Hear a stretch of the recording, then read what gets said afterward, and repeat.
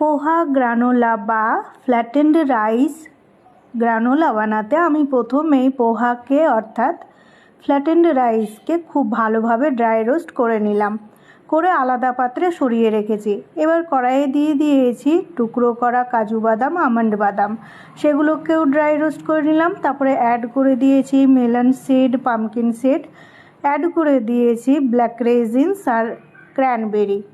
সমস্ত উপকরণকে ভালোভাবে dry roast করে নেবার পরে আমি অ্যাড করে দিলাম ফ্ল্যাটেন্ড রাইস অর্থাৎ পোহা অ্যাড করে দিলাম।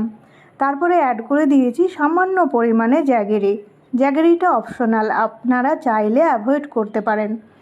সমস্ত উপকরণকে ভালোভাবে মিশিয়ে নিয়ে ঠান্ডা করতে রেখে দিয়েছিলাম। ঠান্ডা হয়ে গেলে পরে একটা গ্লাস জারে ভরে রাখলাম আর এনজয় করলাম ইভিনিং টাইমে, কখনো মর্নিং টাইমে ব্রেকফাস্টে আমার ফ্যামিলির সাথে। এইভাবে আপনারাও ঘরে তৈরি করে নেবেন পোহা গ্রানোলা বা ফ্ল্যাটেন্ড রাইস গ্রানোলা আর এনজয় করবেন ফ্যামিলির সাথে।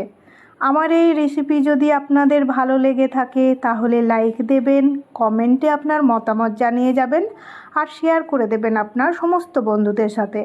এখানে চাইলে আপনারা আরও কিছু dry fruits, nuts, seed add করতে পারবেন।